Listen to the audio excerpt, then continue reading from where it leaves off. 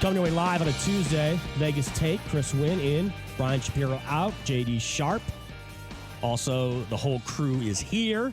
You can catch us live on our YouTube channel at the Vegas Take. Make sure you go check it out. Subscribe. Get a chance. You can weigh in. You can comment. And, of course, watch and listen to all the segments there live every show. Top of the hour, we'll have Mr. X. We're going to talk, obviously, about the Vince Vaughn situation at the National Championship game. Also get his take on the Oscar nominations. But joining us now live here on the phone lines, she is with the Daily Caller in Washington, D.C. She is a native of the Beltway, and it's always good to get her thoughts as we have so many stories to talk about that are of interest here at the beginning of the week. Amber Athey joins us live. Amber Athey joins us here live on the Vegas Take. Amber, we appreciate the time.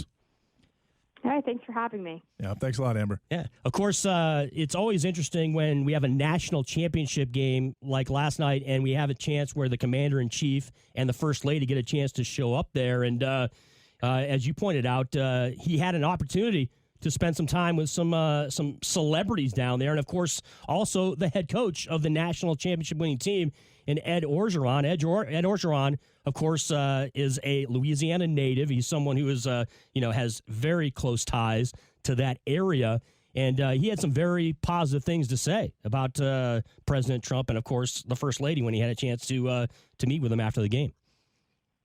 He did, and he specifically mentioned the support of the president in his post-game speech, his post-game interview after LSU won the championship. The president had apparently actually called Coach O earlier in the season after LSU defeated Oklahoma in the semifinal game and wished them luck in the national championship. So this is not the first time the pair has communicated, and the president received a very warm welcome at the game last night. Him and the First Lady, of course, went onto the field for the playing of the national anthem, and the crowd went absolutely wild for them. It was such a different tone than when they were at the World Series earlier this year. Yeah, the way things went down at Nationals Park there during the World Series was a little bit different, and I'm kind of fascinated by that. Now, look, here's the deal. Clemson and LSU, both states that President Trump won in 2016, so you would expect in both those states he would get a warm welcome or get a positive response. Not necessarily the case in the District of Columbia, right, where he's not exactly, it's not the same situation, basically, Amber, that it is down in some other places in other parts of the country. Right. It's definitely not a secret that when you have a stadium full of lobbyists and lawyers and politicians and people who work in government, that they're probably not huge fans of President Donald Trump, who, of course, is this outsider Republican type. So that was definitely not super surprising. And then he's been to several sporting events in the South, and it's usually the same where he does get a pretty warm welcome. People are happy to see him there. So you get that contrast of the people who actually voted for the president and then, of course, more of the D.C. bubble. So speaking of that particular game, a situation occurred where Vince Vaughn, who is a relatively prominent Hollywood actor, and he's not overly vocal, negatively against Donald Trump, nor he has been as like an Alyssa Milano, but he ends up shaking the president's hand in the private press box, and the liberal media gets all over it and basically creates this Hollywood versus Trump scenario where if you can't, or if you're involved in Hollywood, or if you're making movies, or if you're in the business, if you're in the movie business, then you basically have to be anti Donald Trump. What are your thoughts on that? And to me, it's kind of scary and ridiculous, this Hollywood versus Trump mindset. Right, and it's not even that they're upset that he was allegedly supporting the president. You're not even allowed to apparently be cordial with someone who is on the opposite side of the political spectrum from you. The same thing happened to Ellen DeGeneres when she was spotted sitting next to George W. Bush at, I think it was an NFL game earlier this year. I think it was a Cowboys game. She was slammed for that. People accused her of supporting a homophobe and someone who wanted to erase her people. It was absolutely absurd. Now, the other part of this is Vince Vaughn is actually outspoken about the fact that he's a libertarian. He's mentioned this in interviews in the past. So this really shouldn't be surprising to anyone that he's willing to be friendly with a Republican president.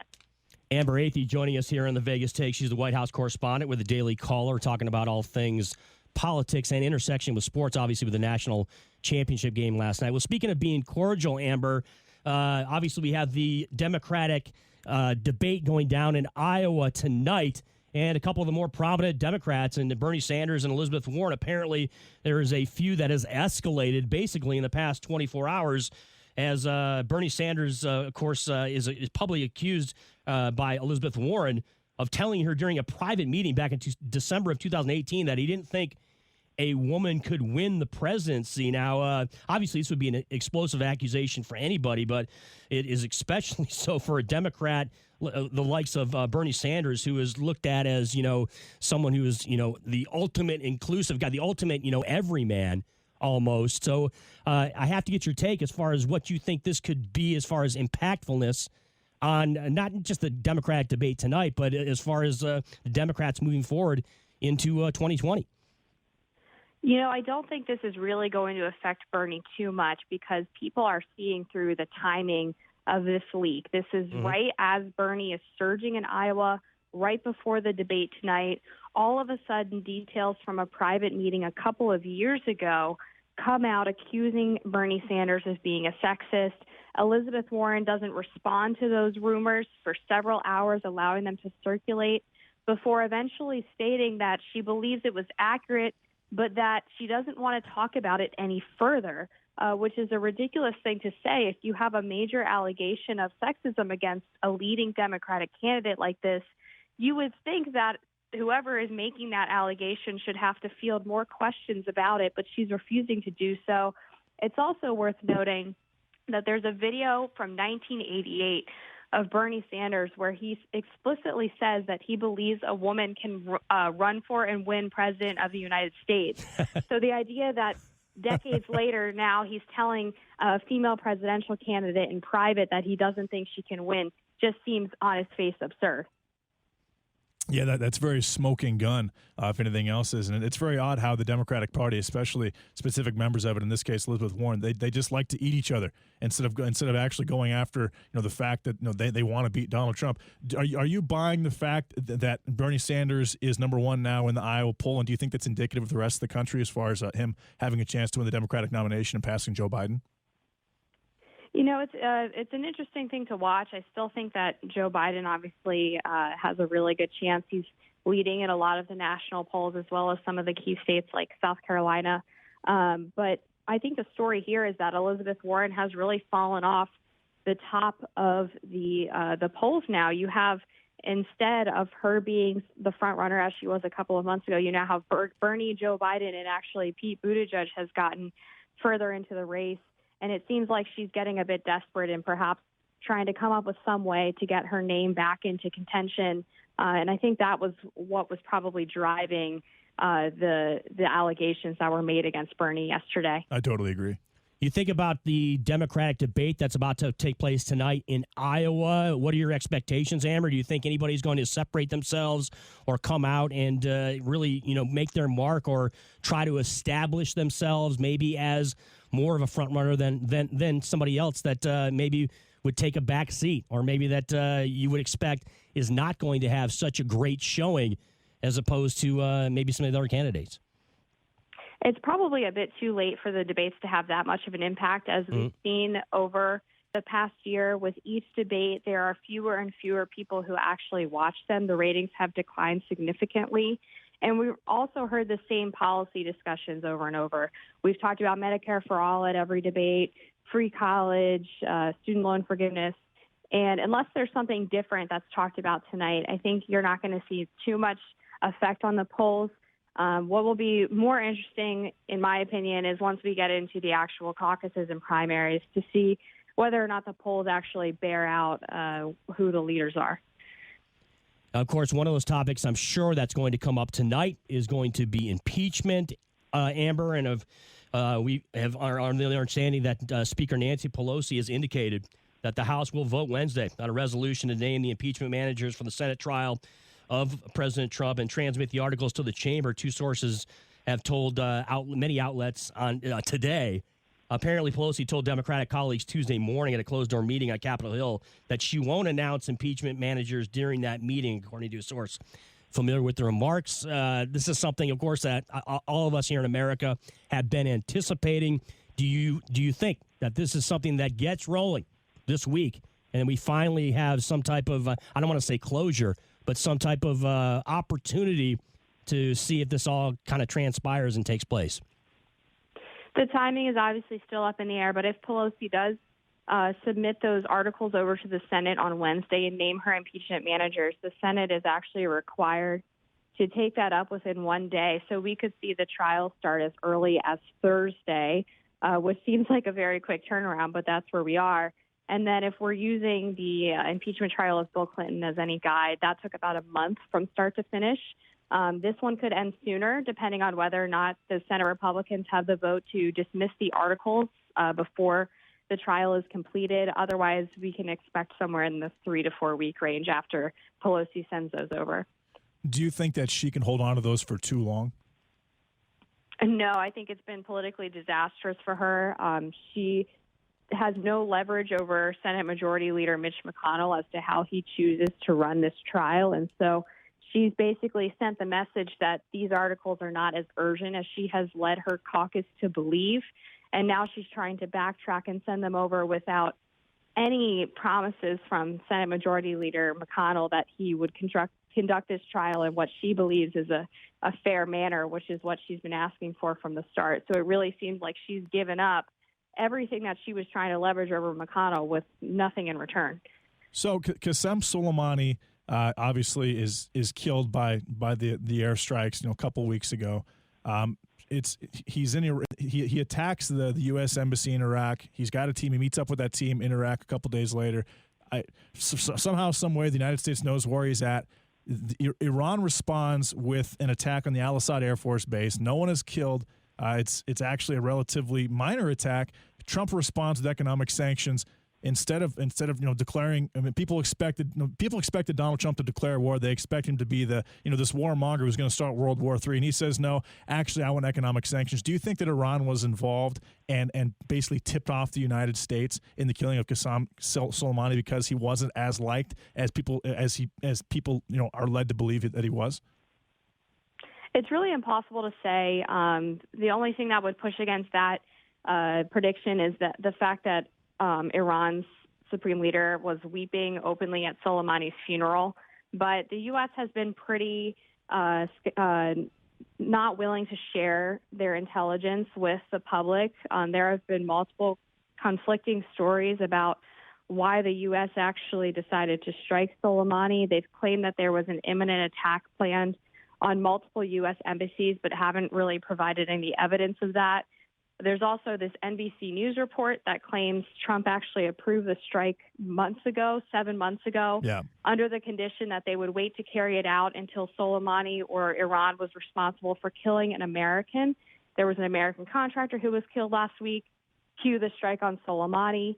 So at this point, there isn't really a clear answer as to whether or not there was really that imminent attack. And, of course, that matters because there is a debate now about whether or not the president had authority to carry out that strike or whether it was an act of war that would have required approval by Congress. Well, and correct me if I'm wrong, but he was considered. He was on the United States and his soldiers, the Quds, the 20,000 soldiers that he led, the elite special forces, but they were on the United States terrorist list as of January 2019. And if that's the case, then the rules of engagements do not apply, and he can just be killed.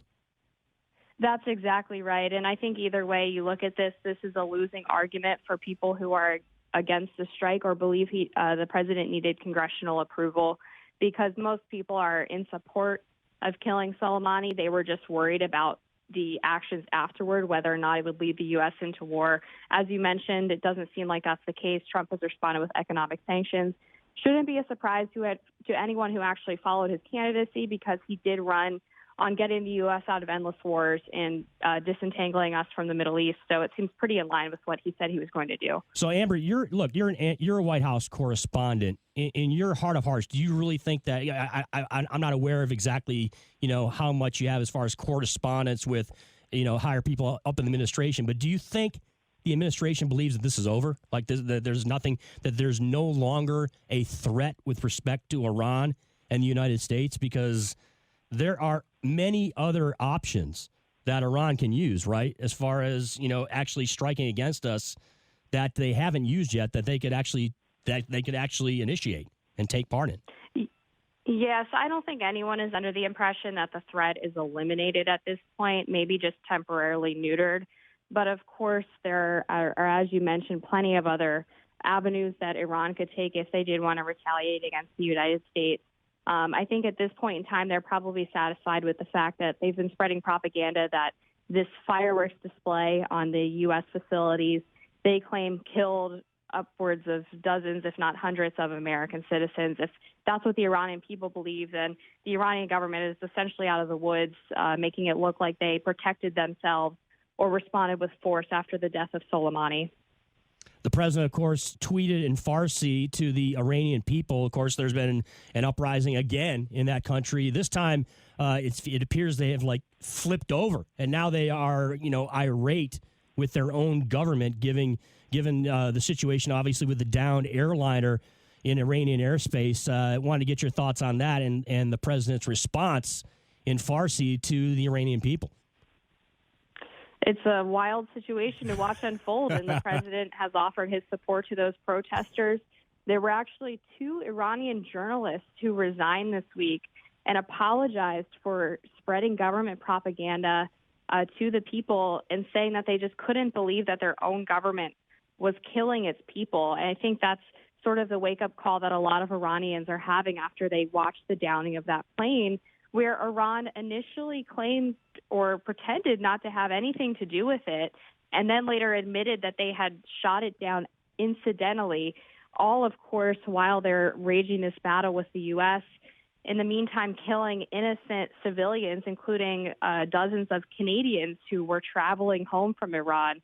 So people are starting to realize that perhaps what their government has been selling them for the past 10, 20 years is not accurate, and that's making them angry, and rightly so. She is the White House correspondent for the Daily Caller. You can follow her on Twitter at Amber_Athey. Amber Athey joining us here in the Vegas Take. Amber, we really appreciate your time. Enjoy the rest of the week. I'm sure it's going to be filled with a lot of activity because it's coming at us from all angles, whether it's the impeachment process, from the conflict with Iran to, of course, the 2020 presidential election we are embarking on. Going to be a lot of stuff going on, and we appreciate you spending some time and giving us your thoughts. Absolutely. Thanks again for having me, and have a great week. Yeah. Thanks, Amber. Yeah, thanks a lot, Amber. There you go. Amber Athey from the Daily Caller. It's a conservative website and media outlet, and she is someone that has conservative views, and I get that. And JD, you're in the same boat, okay? And there's a lot of stuff. I think Amber and I are relatively like-minded. You are, especially extremely politically. But as far as for our show, she's kind of like the. She's the opposite of Amy Vanderpool. Basically, she's the conservative Amy Vanderpool, and she's very. She writes for Shapiro, which is she's a feminist. She's extremely liberal. She detests Donald Trump. Refuses to admit that he's done anything right ever. And Amber Athey is on the other side of that. So it's nice to have that dynamic with the two female voices. It's the Vegas Take coming your way live on a Tuesday. The phone number is 702-257-5396 if you want to weigh in on all these topics we've been discussing. It's going to be interesting, to say the least, JD, to see the interaction between Bernie Sanders and Elizabeth Warren tonight in the CNN debate in Iowa, because they are, for all intents and purposes, 2 of the 3 frontrunners. Joe Biden's a frontrunner as well, too. And look, Pete Buttigieg, you and Brian and myself, and a lot of the callers and listeners have a lot of respect for Pete Buttigieg and think that he has a monstrous future as a politician in this country.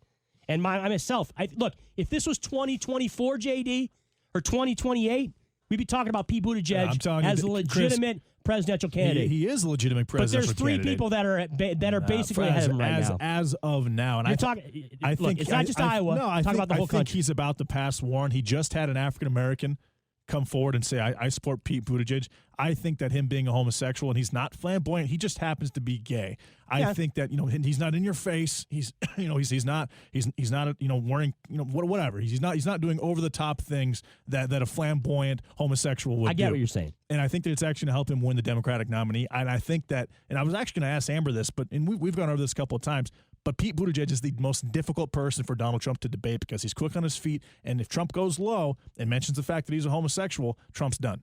I would argue Elizabeth Warren is probably the most difficult for Donald Trump to debate because she's the smartest out of all of them. I completely and disagree. in a debate, when it comes to issues, you got to talk issues in a debate, JD. It's not just about personality. Buttigieg would destroy Warren. You watched what he did to Warren a couple weeks ago when she attacked him for having a crystal. She didn't destroy. He didn't destroy Elizabeth Warren. He absolutely did. Yes, he did. It wasn't even a conversation. He had a couple good points, but there wasn't a consensus that it was Buttigieg just owned Elizabeth Warren in the debates. That's not the case. I would prefer Kamala Harris to Elizabeth Warren in a debate against Donald Trump, and she's already out of the race. Kamala Harris is out, though. Yeah. Exactly. Another candidate has dropped out on the Democratic side, of course. That's Cory Booker. Yeah, Cory Booker. Out of New Jersey. And Marianne Williamson last week. And by the way, that takes a huge hit to the diversity aspect of the Democratic Party. Now it's a bunch of white people. And now he's pulling the race card, talking about how since he's known that there's no more African Americans in the race, et cetera, which is ridiculous. I don't think he's doing it in a mal kind of way. I don't think he's doing it in a way that's going to be hurtful to the rest of the Democrats. As far as Cory Booker, he's not tearing into him where it's going to be something that's detrimental. Is the word I was trying to use for the rest of the Democrats. I think he's here's the deal. Cory Booker's going to fall in line with whoever the nominee is. I think anytime someone uses the race card in 2019 or 2020, it is detrimental to their party. Well, it's detrimental to his own. It's detrimental to his own to his own personality, to his own image. It just looks. But I don't know about the Democratic Party. It looks he's bad. out. Barack Obama was African American, and he was president of the United States for 8 years. Mm-hmm. This is a very, very diverse country. There are members of all races that are successful in all walks of life and all levels of government and business and entertainment. 702-257-5396 is the phone number. Let's go out to the phone lines. Brady joins us here on the Vegas Take. Brady, what is going on? Good morning, gentlemen. Hey, good morning. Hey, what's up, Brady? I wanted to say, though, the clown show that's going to be on tonight, how long is it going to take before they jump on Bernie for, say, a woman doesn't have a chance in hell of winning the election in 2020?